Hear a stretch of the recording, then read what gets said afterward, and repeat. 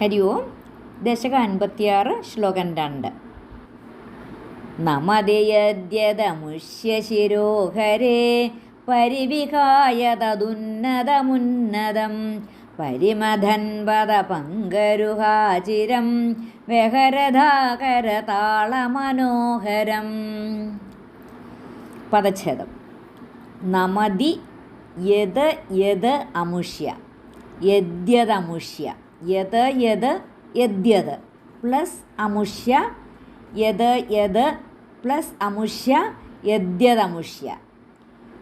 ശിരഃ ഹരേ, ശിരോ ഹരേ.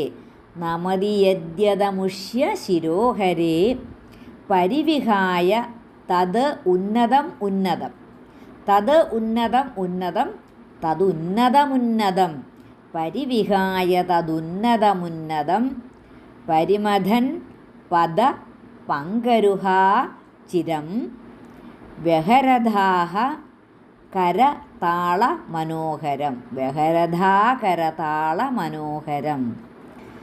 നമതയദ്യതമുഷ്യ ശിരോഹരേ പരിവിഹായ തദുന്നതമുന്നതം പരിമഥൻ പദ പങ്കരുഹാചിരം വ്യഹരധാകരതാള മനോഹരം.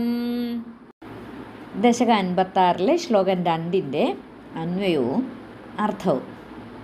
ഹരേ ത്വം അമുഷ്യ യത് യത് ശിരഃ നമതി തത് പരിവിഹായ ഉന്നതം ഉന്നതം ശിരഃ പദപങ്കരുഹാ പരിമഥൻ കരതാളമനോഹരം ചിരം വ്യഹരധാഹ.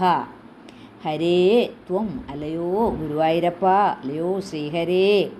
ത്വം നിന്തിരുവടി, അമുഷ്യ യത് യത് ശിരഃ, അമുഷ്യ ഈ കാളിയൻ്റെ യത് യത് ശിരഃ ഏതേത് ശിരസ് താഴുന്നുവോ അതാണ് നമതി.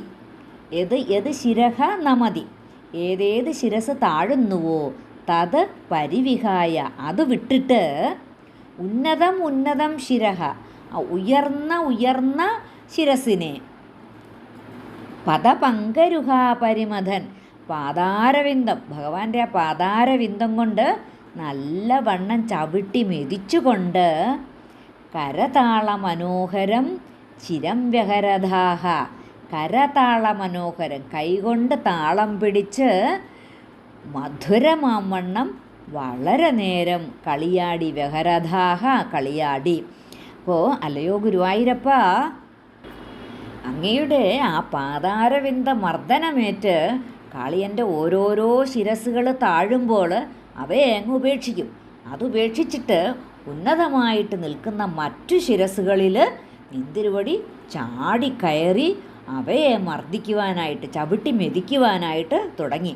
ഇപ്രകാരം കൈകൊട്ടി കളിച്ചുകൊണ്ട്, കൈകൊട്ടി ഉല്ലസിച്ചുകൊണ്ട് വളരെയേറെ വളരെയേറെ നേരം നിന്തിരുവടി ആ നയനാനന്ദകരമായ നൃത്തം നടത്തിയല്ലോ എന്നാണ് ഭട്ടതിരിപ്പാട് പറയുന്നത്.